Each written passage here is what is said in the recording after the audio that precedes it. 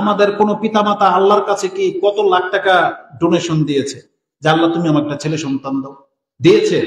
আমাদের বাপ মারা দিতে পারে নাই। আর জিজ্ঞেস করেন তো যে আপনাকে পাওয়ার পরে আপনার বাপ মা কয়টা সাজদা বেশি করেছে, জিজ্ঞেস করেন তো, বলতে পারবে না। তার মানে আল্লাহ আপনাকে আমাকে পৃথিবীতে সৃষ্টি করেছেন, তাও আবার মুসলিমের ঘরে। এটা নিছক আল্লাহর অনুগ্রহ ছাড়া কিছুই না। এটা আপনি কোনো ব্যক্তি টাকা দিয়ে কিনতে পারবে না। এটা কোনো ব্যক্তি রূপের কারণে পাবে না। এটা কোনো ব্যক্তি বংশের কারণে পাবে না। এটা কোনো ব্যক্তি রাষ্ট্রের কারণে পাবে না। যদি এমনটা হতো তাহলে আমরা এখানে কেউ কুরাইশ বংশের না, আমরা আরব না, আমরা সুন্দর না, আমরা বাংলার জমিনের একটা গ্রামের লোক, তিতাস অঞ্চলের লোক, আমরা কালো, গরিব, অভাবী, দেখতে তো সুন্দর না, আমরা ভাষা বুঝি না। কিন্তু তার আল্লাহ আমাদেরকে কেন রহম করেছেন? কেন আল্লাহ আমাদেরকে মুসলিম হওয়ার তৌফিক দিয়েছেন? এটা কি? নিছক আল্লাহর দয়া। এটা কি? নিছক আল্লাহর দয়া। আল্লাহর দয়া না হলে টাকা দিয়ে কোনোদিন ইসলাম কিনতে পাওয়া যায় না। টাকা দিয়ে কোনোদিন আপনি আল্লাহর হেদায়েত পাবেন না। বরং আমাদের নবী মুহাম্মদুর রাসূলুল্লাহ সাল্লাল্লাহু আলাইহি ওয়াসাল্লাম তিনি তার চাচার জন্য এত বেশি কান্না করেছেন, এত বেশি দোয়া করেছেন যে তিনি শেষবারের মতো বলেছেন, ইয়া আম্মি কুল লা ইলাহা ইল্লাল্লাহ কালিমাতান উহাজ্জু লাকা বিহা ইনদাল্লাহ। আমি আল্লাহর কাছে এটা হুজ্জত হিসেবে পেশ করে দেব যে চাচা, আমার চাচা একবার লা ইলাহা ইল্লাল্লাহ বলেছিল, আল্লাহ আপনি মাফ করে দেন। কিন্তু তার চাচা বলছে আবা আইয়াকুল লা ইলাহা ইল্লাল্লাহ। তার চাচা লা ইলাহা ইল্লাল্লাহ বলতে অস্বীকার করে দিল, নাজাত পেল না। রাসূল বলতেছে আমি আমার চাচার জন্য দোয়া করতেই থাকবো যদি আল্লাহ আমাকে নিষেধ না করে। তখন আল্লাহ দুইটা আয়াত নাযিল করেছেন এই মর্মে। তার মধ্যে একটা আপনি সম্ভবত জুমারের মধ্যে রয়েছে, যে আল্লাহ বলেছেন ইন্নাকা লা তাহদি মান আহবাবতা ওয়ালাকিন্নাল্লাহা ইয়াহদি মাইয়াশা। আপনি যাকে চান তাকে আপনি হেদায়েত করতে পারেন না। জুমার সম্ভবত ফুরকানে অথবা কাসাসের ওইসব আয়াত সূরার মধ্যে পেয়ে যাবেন যে আপনি যাকে হেদায়েত করতে চান তাকে আপনি হেদায়েত করতে পারবেন না, বরং আল্লাহ যাকে চায় তাকে আল্লাহ হেদায়েত করে দেন। এবং তিনি যখন বলেছেন আমি আমার চাচার জন্য দোয়া করতেই থাকবো, আল্লাহ সুবহানাহু ওয়া তাআলা সূরা তাওবার একটা আয়াত নাযিল করে দিয়েছেন, যেটা ৯ নম্বর সূরার আপনি ১১৩ নম্বর আয়াতে পেয়ে যাবেন। আল্লাহ বলেছেন মা কানা লিন নবী ওয়াল্লাযিনা আমানু আইয়াস্তাগফিরু লিল মুশরিকিন।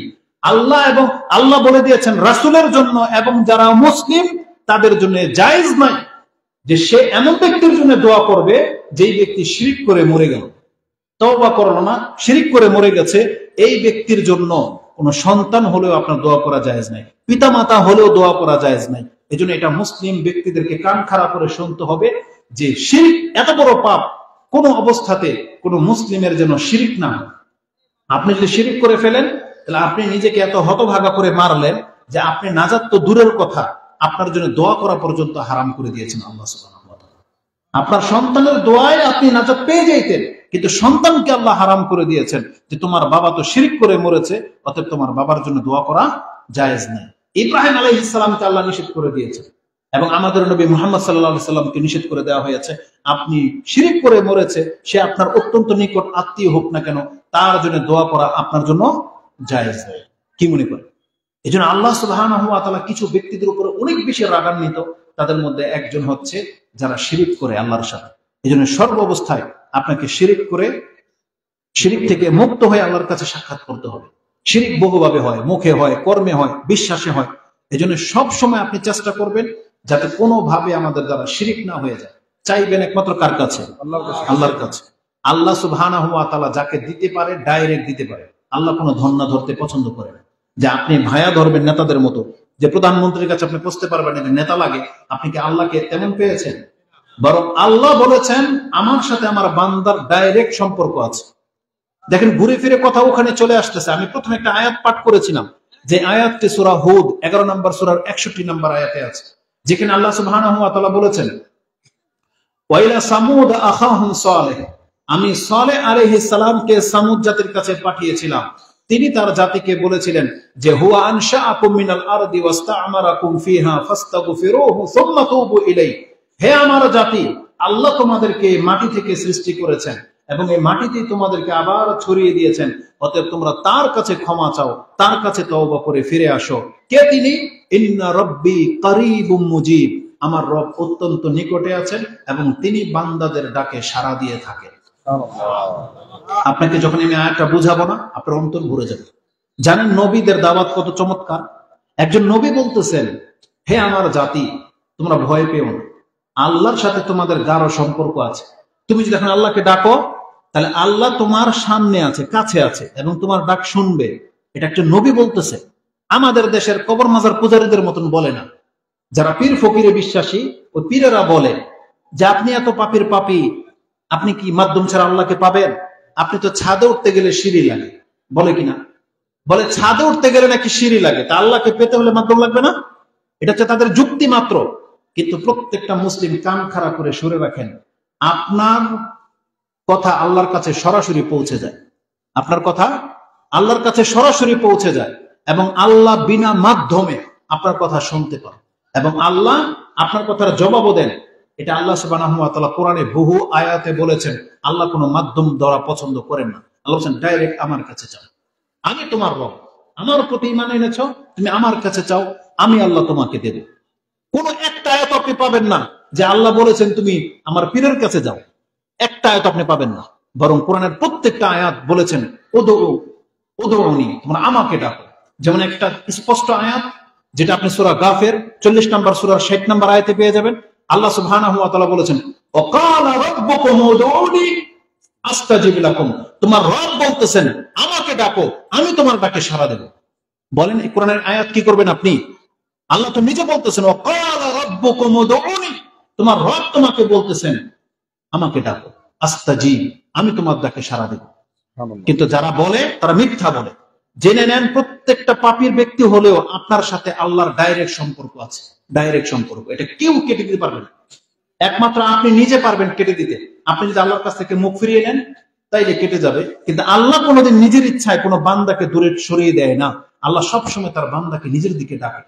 যেমন আল্লাহ সুবহানাহু ওয়া তাআলা মুহাম্মদ সাল্লাল্লাহু আলাইহি ওয়াসাল্লামকে বলেছেন, হে নবী আপনি আমরা বান্দাদেরকে ডাকেন। কয়টা আয়াত লাগবে আপনার? সূরা আয-যারিয়াত 11 নম্বর সূরার 50 নম্বর আয়াত আপনি খুলে দেখেন। আল্লাহ বলেছেন যে হে নবী আপনি বলেন ফাফিরু ইলাল্লাহ, তোমরা আল্লাহর দিকে ফিরো, ইন্নী লাকুম মিনহু নাযীরুম মুবিন, আমি তোমাদের জন্য প্রকাশ্য সতর্ককারী হয়ে এসেছি। আমাদেরকে বলেছে আল্লাহর দিকে ফিরো, ফাফিরু ইলাল্লাহ, তার মানে আল্লাহর দিকে ফিরো, তওবা করো, আল্লাহকে ডাকো। এগুলি হচ্ছে কোরআনের মেসেজ। কোরআনে আল্লাহ সুবহানাহু ওয়া তাআলা বলেন এই কথা।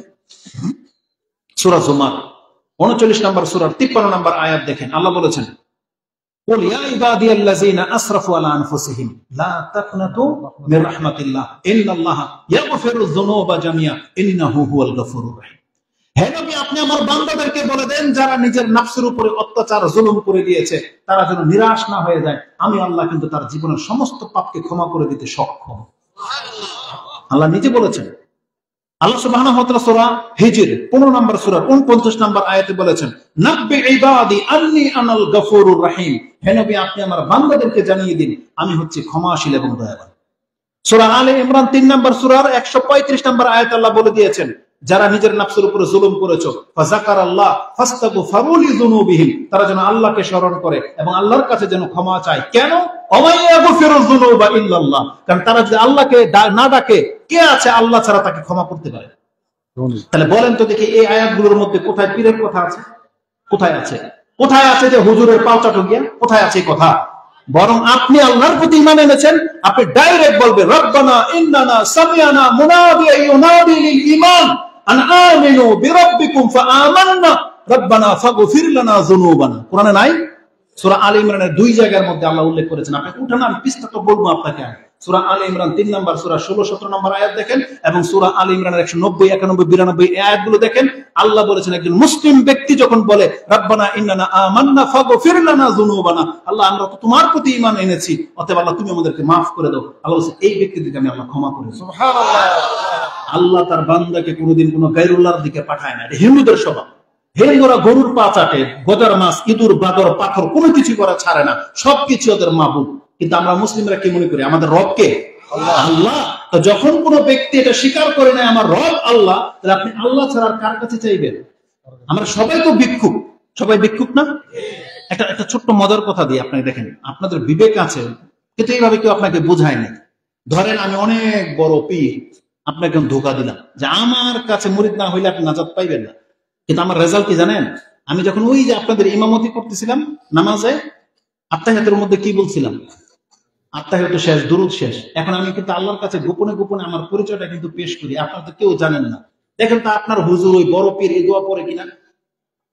রাব্বানা ইন্না যালামনা আনফুসানা ওয়া ইল্লাম তাগফির লানা ওয়া তারহামনা লানাকুনান্না মিনাল খাসিরিন। করে কিনা? বা সালাম ফিরানোর আগে আপনাদের মুখ থেকে শুনি কি যেন একটা সানা পড়েন, এই যে শুনেন কি বলে, আল্লাহুম্মা ইন্নী যালামতু নাফসি যুলমান কাসীরা ওয়া লা ইয়াগফিরু যুনুবা ইল্লা আনতা। এই পর্যন্ত থামেন। আচ্ছা, আমি যখন আল্লাহর কাছে চুপি চুপি এই কথা বলতেছি, আপনি যদি শুনেন না, আল্লাহুম্মা ইন্নী যালামতু নাফসি যুলমান কাসীরা, আল্লাহ আমি আমার নফসের উপর অনেক বেশি জুলুম করেছি। আমি যে অনেক বেশি জুলুম করেছি, আমি জালেম কিনা?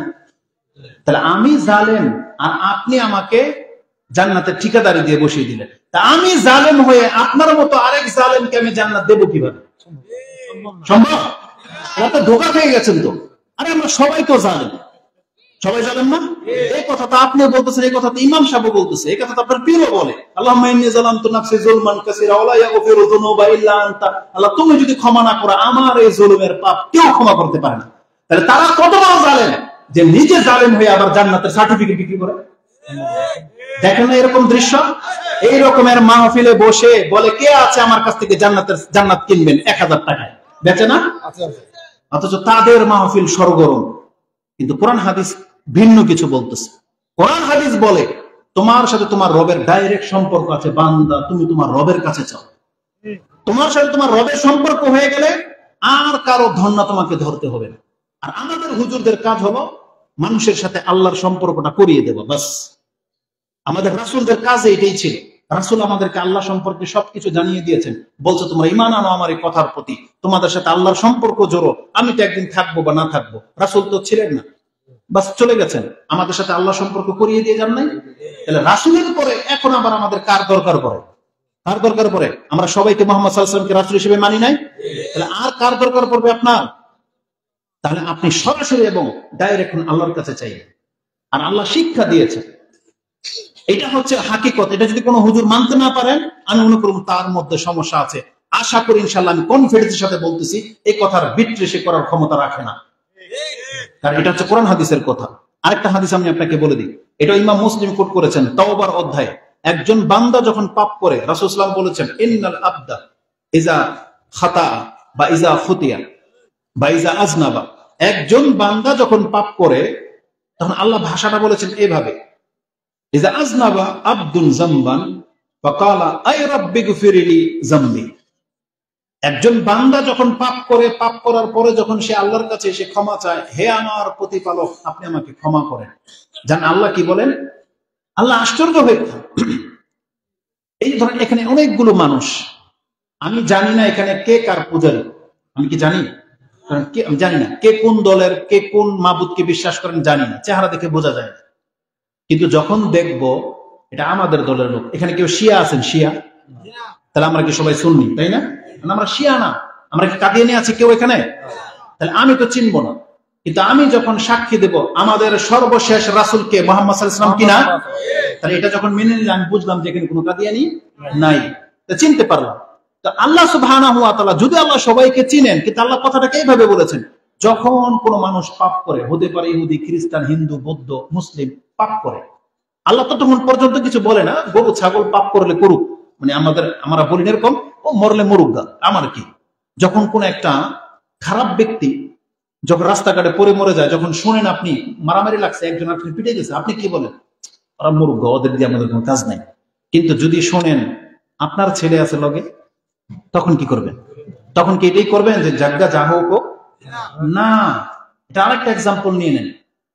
আপনি খাইতে বসছেন বা ঘরে, বাইরের মধ্যে একটা বাচ্চা কান্না করতেছে, আপনি ভ্রুক্ষেপ করতেছেন না, কিন্তু কেন যেন মনে হলো কান্নাটা আপনার বাচ্চা, আপনার পিচ্ছি, যেটাকে আপনি আদর করেন, তখন আপনি কি বসে থাকেন ওখানে? তখন আপনার মিজাজ খারাপ হয়ে যায়, কি ব্যাপার, ও কান্না করে কেন, কে কি করছে, দেখ ধরে দেখ। এটা কি আমরা বলি কিনা? এটা মানুষের স্বভাব। ঠিক এটাই আল্লাহ সুবহানাহু ওয়া তাআলার ফিতরত। মানুষ যখন পাপ করে তখন আল্লাহ ভ্রুক্ষেপ করে না, কিন্তু ওই পাপী বান্দা যখন আল্লাহকে ডেকে নেয়, আয় রাব্বি গফিরলি যামবি, হে আমার প্রতিপালক আমার পাপকে মাফ করেন, তখন আল্লাহ সুবহানাহু ওয়া তাআলা আশ্চর্য হয়ে বলেন, আযনাবা আবদি যামবান ওয়া আলিমা আন্না লাহু রাব্বান ইয়াখুযু বিযামবিন ওয়া ইয়াগফিরু বিযামবিন।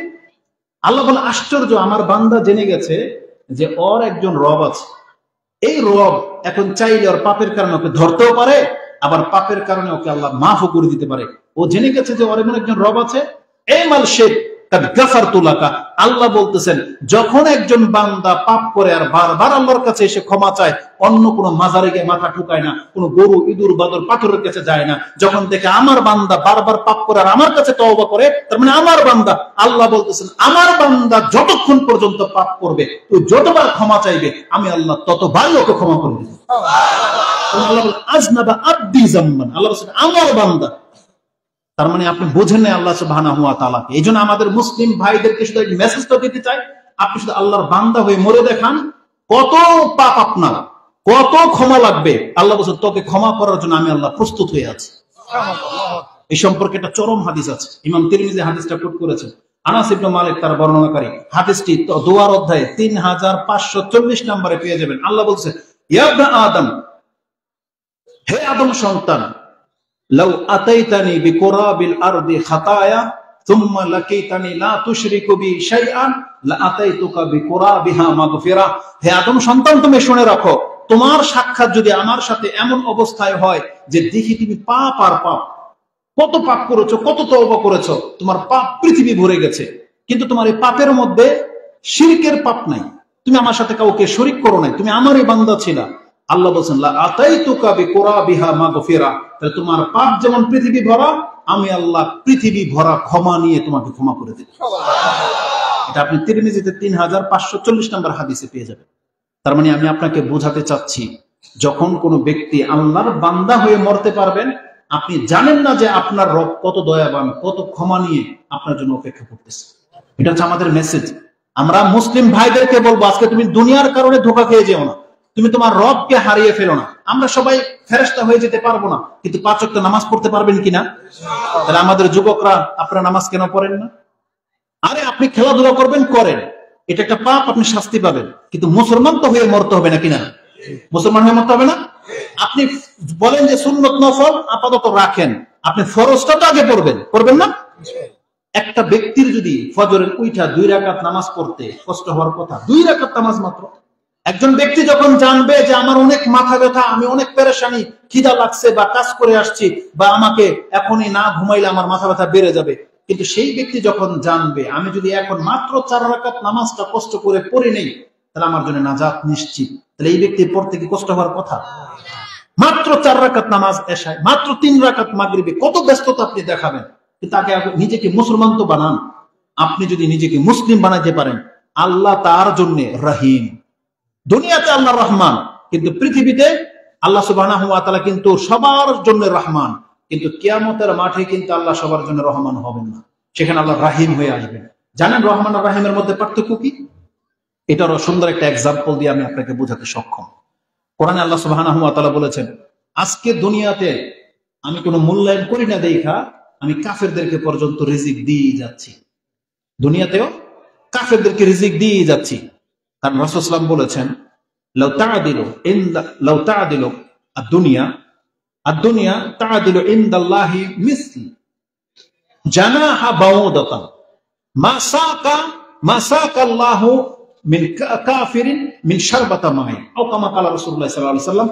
রাসূল বলেছেন, এই দুনিয়ার মূল্য যদি আল্লাহর কাছে একটা মশার পাখার মতো মূল্যায়ন করতো, আল্লাহর কাছে যদি দুনিয়াটা একটা মশার ডানার মতো যদি মূল্যায়ন হতো, আল্লাহ বলছে আমি কাফেরকে এক ডুব পানিও দিতাম না।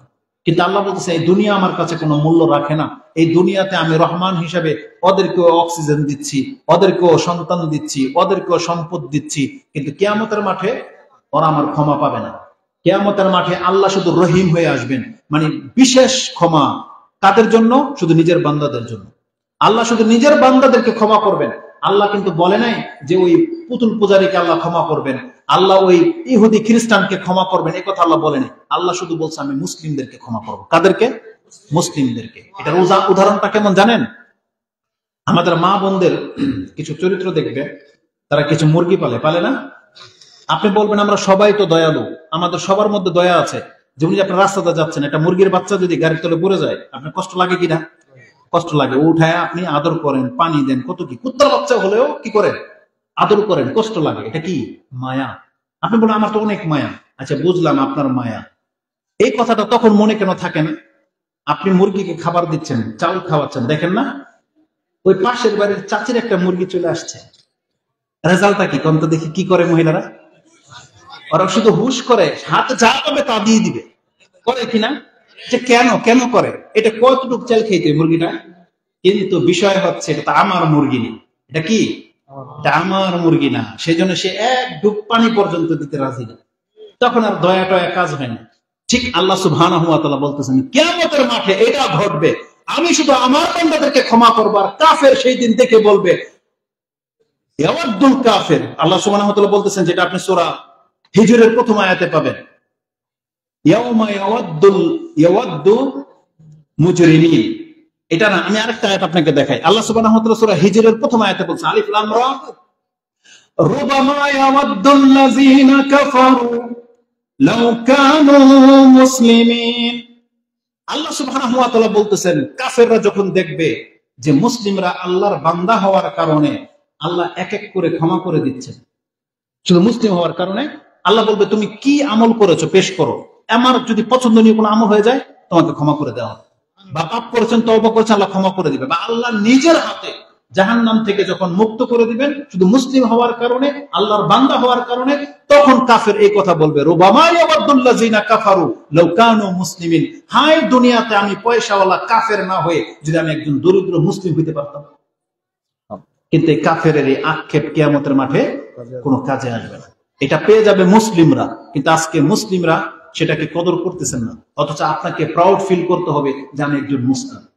একজন মুসলিমকে ক্ষমা করার জন্য আল্লাহ কত কি যে ব্যবস্থা করেছেন, আমি বলতে গেলে পুরো রাত শেষ হয়ে যাবে, কিন্তু কথা শেষ হবে না। আল্লাহ সুবহানাহু ওয়া তাআলা আমাদের উপরে যে কত বেশি দয়া করেছেন, কত ভাবে করেছেন। আল্লাহ সুবহানাহু ওয়া তাআলা আমাদেরকে ক্ষমা করার জন্য প্রতিনিয়ত অনেক পাপকে ছেড়ে দেন। আল্লাহ সুবহানাহু ওয়া তাআলা সূরা নাহল 16 নম্বর সূরা 61 নম্বর আয়াতে বলেছেন, যদি আমি মানুষের পাপের কারণে এক এক করে ধরে নিতাম, তাহলে আল্লাহ বলছে এই জমিনের মধ্যে একটা প্রাণী পর্যন্ত বেঁচে থাকতে পারতো না। কিন্তু আল্লাহ আমাদের পাপের কারণে সাথে সাথে ধরে নেয় না। বাস্তব প্রমাণ হচ্ছে, আজকে যারা ফজর করেন নাই, আপনি বেঁচে আছেন না মরে গেছেন? ফেরেশতা এসে আপনার গলায় ধরছে? আল্লাহ কিন্তু আপনাকে একটা সময় পর্যন্ত ছাড় দিয়ে রাখবেন। আজকে হয়তো ধরেন নাই, কালকে হয়তো ধরবেন না, কিন্তু যেই দিন আপনাকে ধরে নেবে সেই দিন কিন্তু আপনি আর মুক্তি পাবেন না। এই জন্য আমাদের মুসলিম ভাইদেরকে বলবো, আমি আমার মতো করে ভাবেন, তাহলে আপনি একটু স্বস্তি পাবেন। দেখেন আজকের লাইফ আপনার যেমন কেটেছে আমাদেরও কিন্তু তেমন কেটেছে। ধরে নেন আমিও আপনাদের মতোই পাপী, আপনি অনেক রং ঢং করেছেন, রং তামসা করেছেন, ধরেন আমিও করেছি। পার্থক্যটা কি আপনার আমার সাথে? শুধুমাত্র আপনার দাড়ি নেই, আমার আছে। আপনি 5 ওয়াক্ত নামাজ পড়েন নাই, আমি পড়েছি। এতটুকু যদি নিয়ে নেন, আমার ওয়াইফ পর্দা করে, আপনি করতেছেন না। মা বোনদেরকে বলবো, আপনি পর্দা করতেছেন না। আর যারা পর্দা করতেছে তাদের মাঝে আর আপনার মাঝে পার্থক্য কি? তার মাঝেও পাপ আছে, আপনার মাঝেও আছে, কিন্তু এই ব্যক্তি ইসলামের একটা আদবকে রক্ষা করে চলে, নামাজ পড়ে, সে নিজেকে মুসলিম বলে পরিচয় দিতে পারবে। কিন্তু আপনি আরেক ব্যক্তিকে নিয়ে নেন যে পাপই করেনি, নামাজও পড়েনি। জানেন এই ব্যক্তির থেকে এই নামাজি পাপী ব্যক্তি ভালো। একটা বেনামাজি সৎ ব্যক্তির চেয়ে একটা নামাজি পাপী ব্যক্তি ভালো। কেন জানেন? কারণ কিয়ামতের মাঠে বিচার শুরুই হবে নামাজ দিয়ে। কি দিয়ে শুরু হবে? নামাজ দিয়ে। যার নামাজ নাই ও ভালো না মন্দ আল্লাহকে জিজ্ঞেসই করবে না। এই জন্য আমি আমাদের যুবক ভাইদেরকে এবং মুসলিম ভাইদেরকে বলবো, আপনি প্রতিদিন অন্তত 5 ওয়াক্ত নামাজ পড়ার চেষ্টা করবেন। নামাজ পড়েন, তখন দেখবেন রাত্রে হলে আপনার একটা ফিল হবে যে আলহামদুলিল্লাহ, এখন যদি আমি মরে যাই আমার ভয় নেই, কারণ আমি মুসলিম। কিন্তু আপনি বিনা নামাজে যদি মরে যান না, আপনার কাছে কোনো প্রমাণ থাকবে না যে আপনি মুসলিম। এ কথা আমার না, এটা রাসূল সাল্লাল্লাহু আলাইহি ওয়াসাল্লাম বলেছেন। ইমাম দারিমি হাদিস কোট করেছেন যে রাসূল বলেছেন, একদিন 5 ওয়াক্ত নামাজ নিয়ে কথা চলতেছে, ফাযাকারা সালাহ ফাকালা মান হাফাজা আলাইহা কানাত লাহু নূরুন ওয়া বুরহানুন ওয়া নাজাতুন ইয়াউমাল কিয়ামাহ ওয়া মান লাম ইউহাফিজ আলাইহা মান লাম ইউহাফিজ আলাইহা লাম তাকুল লাহু নূরুন ওয়ালা বুরহানুন ওয়ালা নাজাতুন ইয়াউমাল কিয়ামাহ ওয়া কানা ইয়াউমাল কিয়ামাতি মা কারুনা ওয়া ফিরআউনা ওয়া হামানা ওয়া ইবনে খালাফ। এটা হাদিসের ফার্স্ট ক্লাস। রাসূল বলেছেন, যেই ব্যক্তি 5 ওয়াক্ত নামাজকে হেফাজত করবে তার কাছে নূর থাকবে। কানাত লাহু নূরুন, নূর তার মানে সে রাস্তা দেখতে পাবে। আজকে দুনিয়ার একটা রাস্তা আপনি মোবাইলের আলো ছাড়া চলতে পারেন না, অন্ধকার হয়ে গেলে। তাহলে কিয়ামতের মাঠে যেখানে অন্ধকার আর অন্ধকার হবে, সেখানে আপনি জান্নাতের রাস্তা পাবেন কিভাবে যদি আপনার নূর না থাকে? রাসূল বলেছেন, যেই ব্যক্তি তার নামাজকে নষ্ট করেছে এই ব্যক্তির নূর থাকবে না। ওয়ালা বুরহানুন, বুরহান বলা হয় অকট্ট দলিলকে, প্রমাণকে, প্রুফকে, এভিডেন্সকে। আপনার কোনো এভিডেন্সই নাই যে আপনি মুসলিম, আপনার কোনো প্রমাণই পেশ করতে পারবেন না যে আপনি মুসলিম। রাসূল বলেছেন লাম তাকুল্লাহু নূরুন ওয়ালা বুরহানুন ওয়ালা নাজাতান ইয়াউমাল কিয়ামা। আর এই ব্যক্তির কোনো নাজাতের গ্যারান্টি নেই, নাজাতের গ্যারান্টি নেই। আর এই ব্যক্তির হাসর হবে ফেরাউনের সাথে, হামানের সাথে, কারুনের সাথে, আর উবাই ইবনে খালফের সাথে, সবচেয়ে বড় মুনাফিকের সাথে বেনামাজির হাসর হবে। আপনি বিষয়টাকে হালকা করে নিচ্ছেন কেন? বিষয়টা তো হালকা না, খুব কঠিন। আপনার হিতাহিত জ্ঞান কি কাজ করে না? রাসূল সাল্লাল্লাহু আলাইহি ওয়াসাল্লামের যুগের মুনাফিক পর্যন্ত নামাজ পড়তো। কি মনে করেন? এটা কি কেউ ডিনাই করতে পারবেন নাকি জানেন এটা? রাসূলুল্লাহ সাল্লাল্লাহু আলাইহি ওয়াসাল্লামের যুগের মুনাফিকরা নামাজ পড়তো কি পড়তো না? পড়তো। দলিল লাগবে আপনার? কোরআনে আল্লাহ বলেছেন যে মুনাফিকরা নামাজে দাঁড়ায় কামু কুসালা, অলসতার সাথে নামাজে দাঁড়ায়। তা আল্লাহ নিজে বলতেছেন যে মুনাফিকরা নামাজ পড়তো অলসতার সাথে। ওয়ালা ইয়াযকুরুনাল্লাহ ইল্লা কালিলা, মুনাফিকরা নামাজে দাঁড়াইলে আল্লাহকে অল্প স্মরণ করে, দ্রুত নামাজ শেষ করে চলে যায়। এটা হচ্ছে মুনাফিকদের লক্ষণ। রাসূল বলেছেন আসকালু সালাতি আলাল মুনাফিকিনা সালাতুল ইশা ওয়া সালাতুল ফজর, মুনাফিকদের জন্য ভারী কঠিন নামাজ হচ্ছে এশার নামাজ আর ফজরের নামাজ। তার মানে রাসূল নিজেও বলতে চাচ্ছেন যে মুনাফিকরাও নামাজ পড়তো, আর আপনি বেনামাজি হয়ে নিজেকে পাক্কা মুসলমান দাবি করতেছেন। ইন্টারেস্টিং না ব্যাপারটা? আশ্চর্যের কি না? রাসূলুল্লাহ সাল্লাল্লাহু আলাইহি সাল্লামের যুগ থাকলে আমাদের অধিকাংশ গুলোর কল্লা যেত।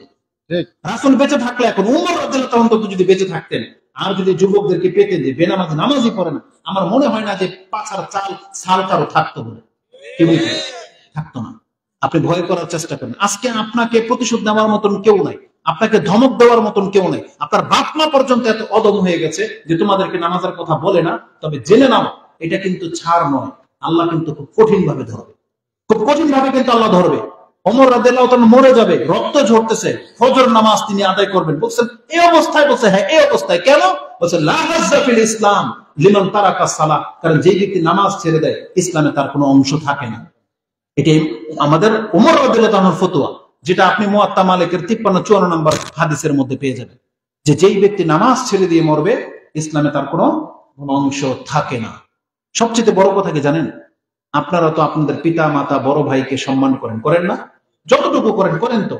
আপনার পিতা তখন মরে যাওয়ার সময় যদি আপনাকে কানে কানে কিছু কথা বলে, ডেকে এনে দেখ বাবা মরে যাব, তুই কিন্তু এই কাজটা ছেড়ে দে, এই পাপটা ছেড়ে দে, তুই কিন্তু তোর ছোট ভাইটাকে দেখে রাখিস, তুই কিন্তু তোর বোনকে দেখে রাখিস, তোর মার সাথে কিন্তু খারাপ আচরণ করিস না, এরকমের যদি কোনো কথা বলে, আপনার কি ফিল হয় না মরার পরে যে আমার বাবা তো কথাটা বলেছিল? তখন কিন্তু আপনি এটাকে কদর করার চেষ্টা করেন। যখন আপনার ছোট ভাইয়ের সামনে এসে অপরাধ করে ফেলে, তখন আপনার ওই বাবার কথাটা মনে পড়ে, জ্বরে কিছু কইস না, ওরা আদর করিস, তখন কিন্তু আপনি এটা মেনে নেন। কিন্তু আমি আমাদের মুসলিম ভাইদেরকে বলতে চাচ্ছি, রাসূল সাল্লাল্লাহু আলাইহি ওয়াসাল্লাম কি আপনার কাছে কোনো মূল্য রাখে না?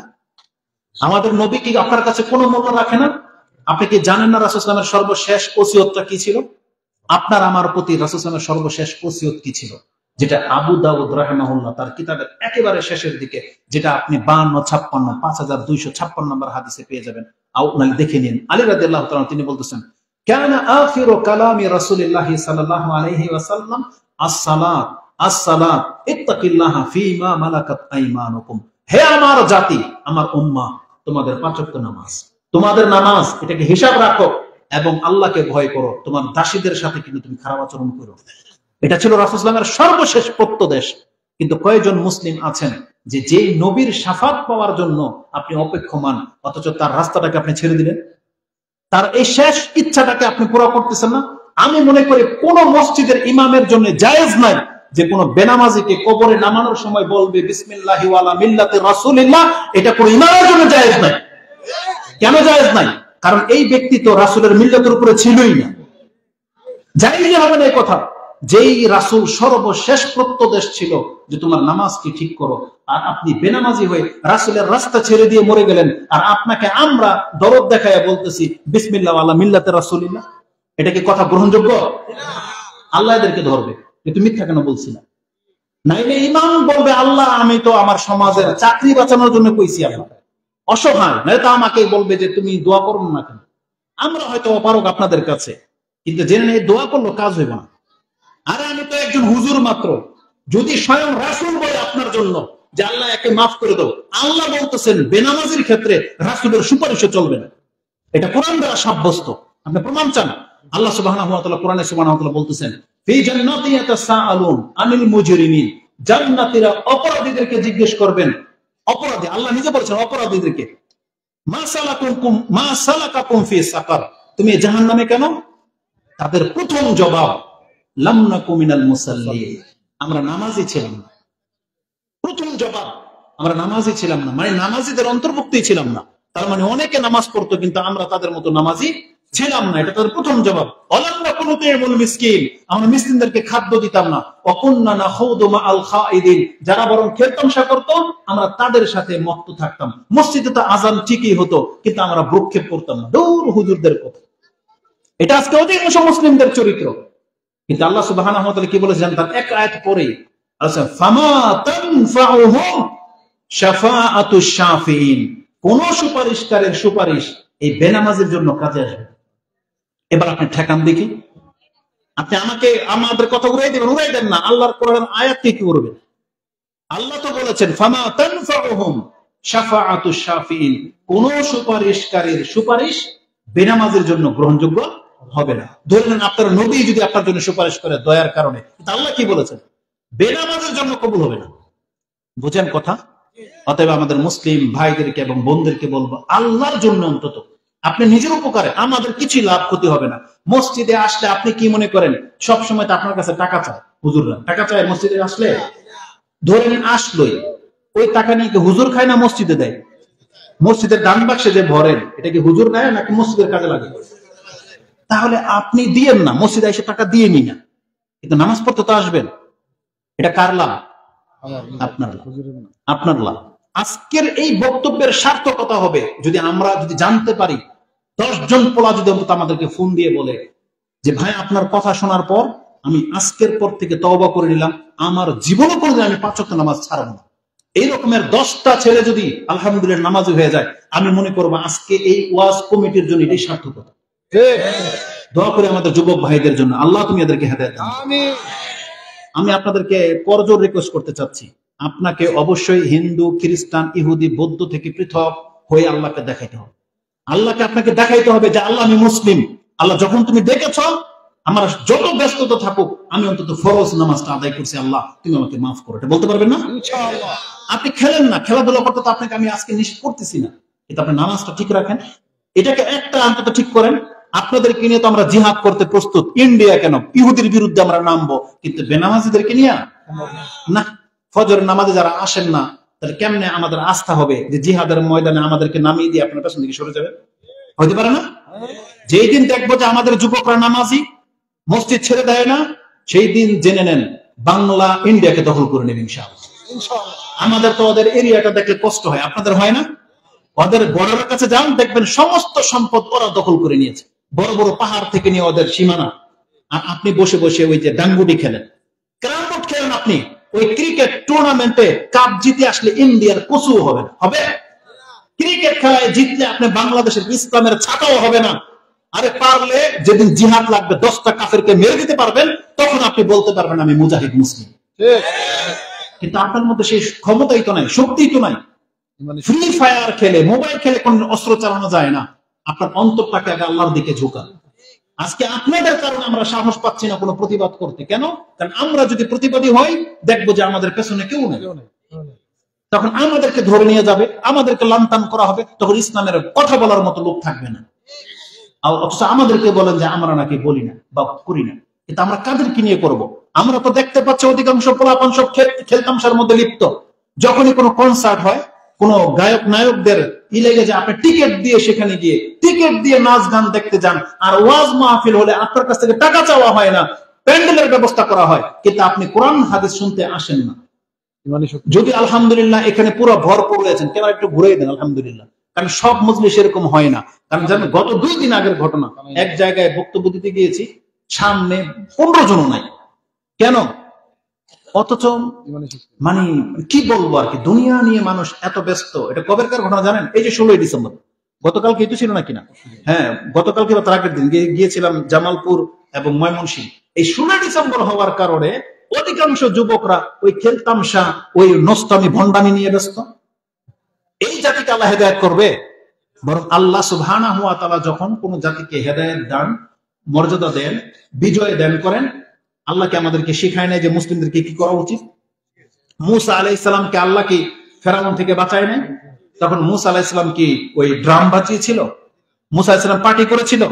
ফাসামা মুসা শুকরান লিল্লাহ, মুসা আলাইহিস সালাম সেই দিন শুকরিয়া স্বরূপ সিয়াম পালন করেছিলেন, রোজা রেখেছিলেন।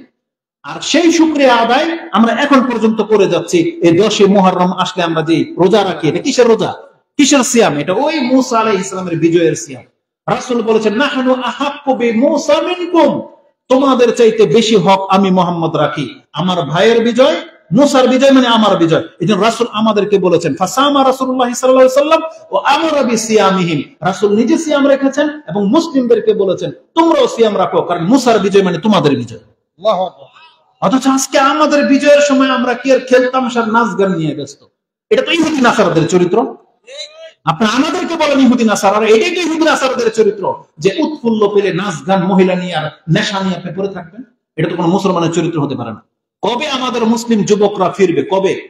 আপনারা হয়তো জানেন না, এই যে যাদেরকে এই যে আপনারা পোলাপান বলতেছেন না, এই যে 20-30 বছরের পোলাপান যারা বাবার হোটেলে খায় আর মহিলা নিয়ে ভণ্ডামি করে আর পড়ালেখার নামে মাস্টার্স পর্যন্ত 30টা বছর আপনি নষ্ট করতেছেন।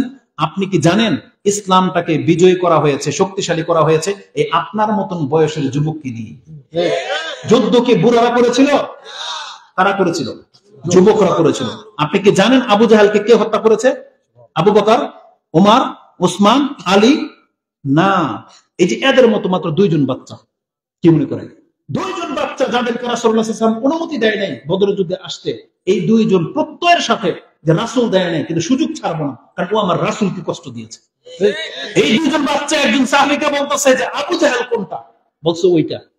বলছে কিছুক্ষণ পরে দেখি একজন গায়েব নাই, কিছুক্ষণ পরে দেখি আবু জাহেলের কল্লা নিয়ে উপস্থিত হয়ে গেছে। রাসূলকে বলতেছেন, ইয়া রাসূলুল্লাহ আমি আবু জাহেলকে হত্যা করেছি। আরেকবার বলতেছি, ইয়া রাসূলুল্লাহ আমি হত্যা করেছি। রাসূল বলছেন অস্ত্র দেখাও। দেখে 2 জনের অস্ত্রের মধ্যে রক্ত। বলছে তোমরা 2 জনই হত্যা করেছো। তাদের বয়স মাত্র 10, 12, 15, মোসও গজায় নাই, যাদের কারণে রাসূল তাদেরকে যুদ্ধে আসার অনুমতি দেয় নাই। কিন্তু এই 2টা কিশোর বাচ্চা আবু জাহেলের কল্লা উড়িয়ে দিয়েছে। আল্লাহ কেন করেছেন? চাইলে আল্লাহ বিজ্ঞ ব্যক্তিদেরকে দিয়ে আবু জাহেলের কল্লাটা নিতে পারতেন, এই পোলাপান দিয়ে কেন? কারণ আল্লাহ দেখিয়ে দিতে চেয়েছেন, আবু জাহেল যত দাপটগিরি দেখিয়েছে যে তোর মূল্য আমার কাছে এটাও না, যেটা পোলাপান তাকে হত্যা করে দিয়েছে। এইভাবে লাঞ্ছিত করে আল্লাহ আবু জাহেলকে হত্যা করিয়েছে। অথচ আমাদের এই যুবক পোলাপান গুলোকে আমরা ইসলামের কাজে লাগাচ্ছি না, আমরা ওদেরকে পোলাপান মনে করি, আমরা ওদেরকে ঘৃণাই করে দিচ্ছি। এটা মোটেও কাম্য নয়। ওদের মধ্যে যে ক্ষমতা আছে, ওরা যে পারলে ইসলামটাকে জিতাই দিতে পারে, এটার বাস্তব প্রমাণ বর্তমান দুনিয়াতে। আপনি কি দেখেন না কিছু পোলাপান, 15 বছরের পোলাপান, ওরা নেশা করে আর ওরা গ্যাং বানায়, ওদেরকে কি জানি বলেন আপনারা? কিশোর গ্যাং, তাই না? কিশোর গ্যাংকের কারণে আজকে বড়দের প্রস্তাব বেরিয়ে যায়।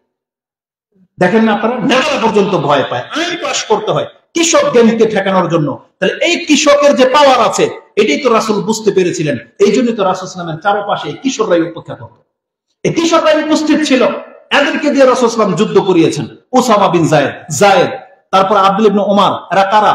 আলী রাদিয়াল্লাহু আনহু। বয়স কত ছিল? সবগুলোর বয়স 20 বছরের নিচে, রাদিয়াল্লাহু তাআলা আনহুম আজমাইন। তারা 20 বছরের নিচে, তারা সবসময় রাসূলের আশেপাশে ডানে বায়ে থাকতো, যার ফলে আজকে পৃথিবীর মধ্যে ইসলাম উঁচু হয়ে দাঁড়িয়েছে। এই যুবকরা যদি না থাকতো তাহলে ইসলামের আলো কোনোদিন জাগতো না।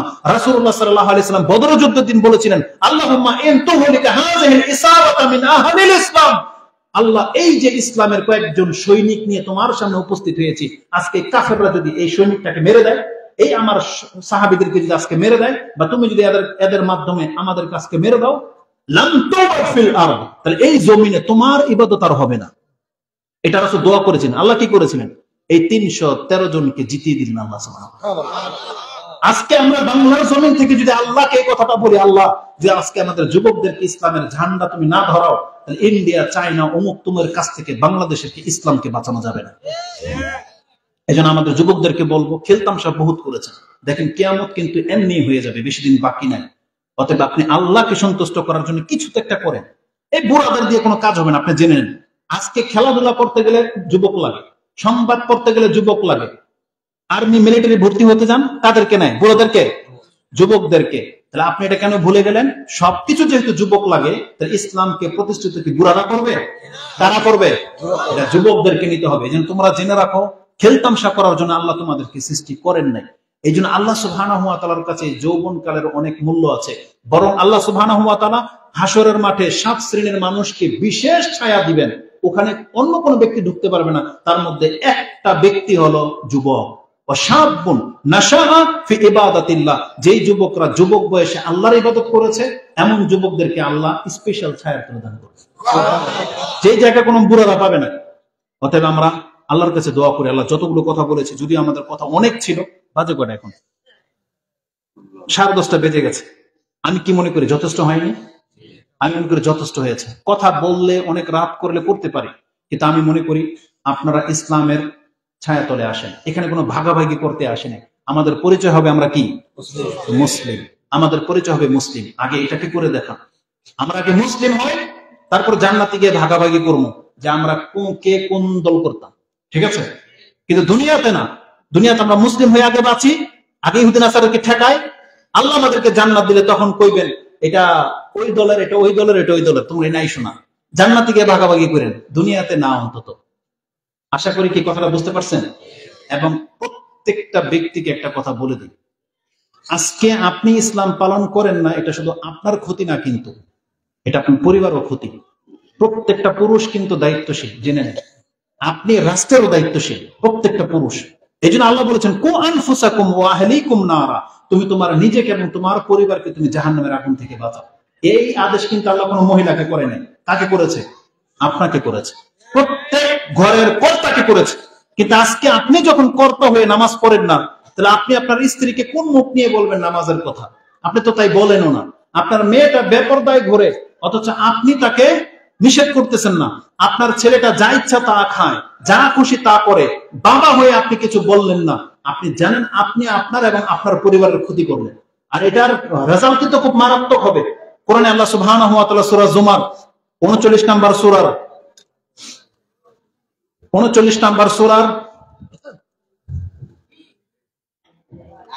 15 নম্বর আয়াতটা নিয়ে নেন।